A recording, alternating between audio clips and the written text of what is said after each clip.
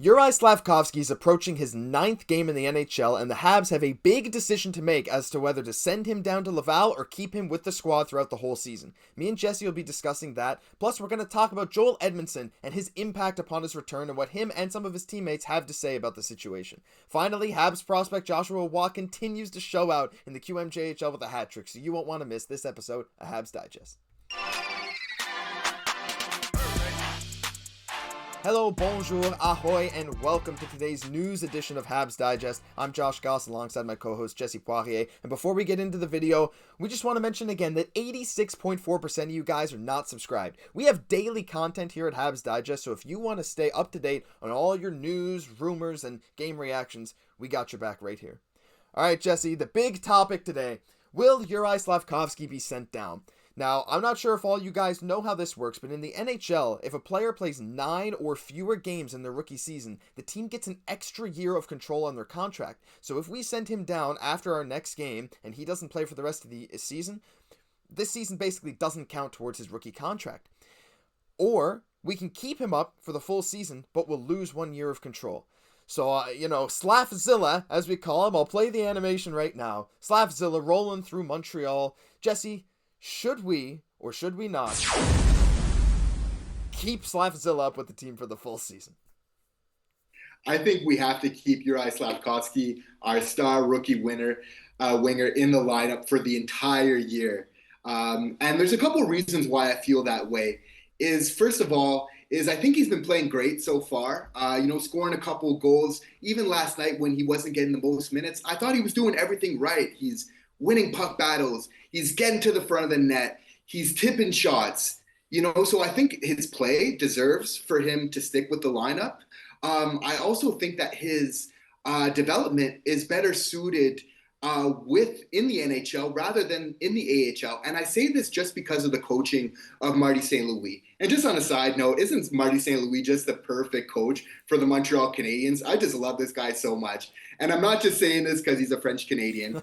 Okay, well, maybe that's part of the reason why he's so perfect for this role. But this guy is just amazing. By the way, saying it right now, hot take, Marty St. Louis is going to win the Jack Adams for Coach of the Year at some point in his career. That's a guarantee for sure, just with his philosophy, his approach, his intensity, his philosophy, his intelligence. That's going to happen for sure. So I think because of the coaching, often we think, we have to send a player to the AHL for them to really develop. But we have to look at the coaching and the different coaching styles. And I think for where Juraj Slafkovsky is in his year, that he would benefit from the coaching style of Marty St. Louis over Régent, who is the coach of the Laval Rocket at this time. And my third and last reason for keeping Juraj with the team at this point in time is I think he's really good for the chemistry of the team. Mm-hmm. Because what's one of the most important things, Josh, when you have like a rebuilding team is you want to have good development. You want to have good growth. And I feel that Slafkovsky, he really just brings people together. We see the friendships that he's already made with multiple people in the organization on the team with Jack Guy, is they really rally around Juraj, is they really value him. They know that he's a star, and they're really there to protect him and look after him. So I think he just does a good job of really bringing everybody together on the team, and that serves a really important function. And those are the reasons why I think that we should keep him up. I think you're dead on with every single thing you said. Very well put. I think he just fits so well in Montreal right now. And like you said, Martin St. Louis is going to end up being one of the better coaches in the league if he's not already. I think a Jack Adams is very likely, I would even say. Maybe a hot take, just like you. I don't care. I think it's likely. Because we've seen him already get the most out of every single one of his players. He's able to get everyone confident, get this team rolling, and we're performing way better than we ever thought we would. As for Slafkovsky himself, you're right on, especially with the chemistry aspect. I mean, just look at how that second power play changed once we finally put Juraj out there. They just looked so much better, so much more confident, and Slafkovsky even got a goal in his first time on the second power play. I mean, he's just been so excellent, like you said, winning puck battles, using his big body. Sure, he has a bit of maturity to go, but he's 18 years old. Don't forget, this man has been playing on international ice for his whole career so far. He's still getting used to the NHL ice, and we see that from time to time. Maybe he'll have his head down in places where he shouldn't have his head down, but he hasn't really been making that many bad passes. I think it's just been very solid play. And when it comes to sending him down to Laval versus keeping him up, One of the big things that you often see when we're talking about sending someone down to Laval, I mean, just look at Cole Caulfield last year. You see a lot of people say, well, let's send him down to Laval. Let's let him get his confidence up. Let's let him tear up in the AHL to get him, feeling good, bring him back to the NHL. But I don't think that's an issue with Juraj. We have seen just utter confidence from this man from day one. You know he is confident in his game, and it shows on the ice. He's not being tentative. He's doing everything he's done his whole career. Sure, he hasn't been putting up a ton of points yet, but I think everything is going to eventually click because he's doing all the right things, and he is as confident as anyone possibly could be. So I don't think there's a ton of benefit to sending him down to Laval. And not only that, I wanted to mention the contract extension too. I saw a thread on Reddit today. I don't remember the commenter's name, but on the Habs subreddit, it's there in a Juraj Slafkovsky post if any of you want to go check it out. But someone made a very good point. And they said, well, think about where Slafkovsky will be in 4 years, right? That 1 year difference of control versus not control might actually play to the Habs and Kent Hughes' advantage in the future. If we keep him up for this year and then he plays the rest of his rookie contract, we'll be able to sign him to a long-term extension 1 year sooner. And he made the point that, hey, look at Caulfield. Imagine if we had been able to sign Caulfield last year as opposed to this year, we'd probably be saving probably $1.5 million, $2 million on the average annual value. So could it potentially work in the Habs' favor if we sign Slafkovsky at a slightly younger age for, say, an 8-year extension? Maybe. I think these are all very valid points, and I think we're in agreement. Slafkovsky should stay in the NHL. So let's move on to our second topic today very quickly. Joel Edmundson says the chemistry is great.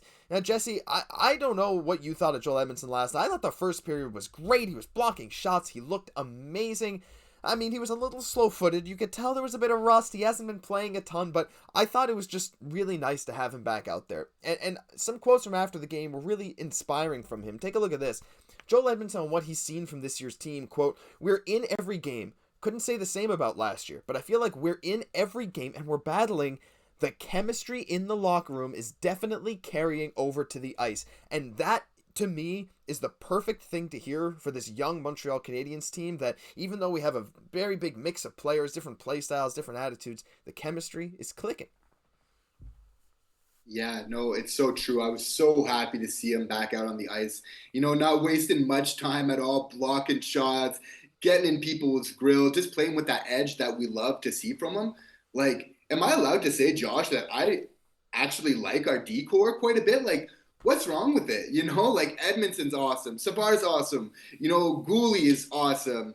Harris is awesome. Jackie's awesome. Like, I don't know. Like, I don't know about you, but I actually really like it. And this is without the likes of Mike Matheson coming back in the lineup as well, which is going to add a lot of mobility, a lot of offensive threat from the point as well. So, I mean, we're starting to really look good, and he's just coming back at a perfect time. Like, I think we've surprised some teams already so far this year, and with him back, with Matheson likely back in December, that's just going to continue. Yeah, for sure. I mean, my brother, who's a Jets fan, said last night, he's like, Jets win, but man, the Habs are way better than I thought. And that seems to be everyone's reaction this year. And the decor looks very interesting. We saw Edmundson playing with Arbor Jacki last night. We also have a quote from Nick Suzuki about that pairing.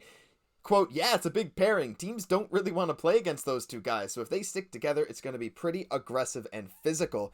I mean, they are just a huge, intimidating presence to go up against when you're on the ice. And it was interesting that it was two left-handed defensemen. Chris Weidman came out of the lineup last night, and I can't help but think that it's probably Jonathan Kovacevic who comes out for Mike Matheson. But are we really going to run 5 left-handed D? I mean, it worked last night, but do you think that's sustainable long-term? Yeah, that was interesting. And it was actually Joel Edmundson that we put to his off wing for that. But I mean, he's a vet. He knows his way around the ice. So I think he's going to be fine wherever we put him. Again, trust Marty St. Louis to kind of come up with some unconventional ideas. But I mean, it looks like it's working, so far. So to be honest, I'm really happy with it. Yeah, me too. I mean, I'm just excited to have him back. He says the locker room chemistry is great, which is the best thing you can hear for a young team. And yeah, we hope to see more from him in the future. All right, on to our final quick topic today. Joshua Roy got a hat trick in the QMJHL. He had 3 goals and 1 assist against Val d'Or, and that brings Joshua Roy up to 23 points in 13 games. Jesse, we've spoke about him a little bit before, but he continues to impress. It feels like somehow even though he's been dominating to start the season, he's getting better game by game.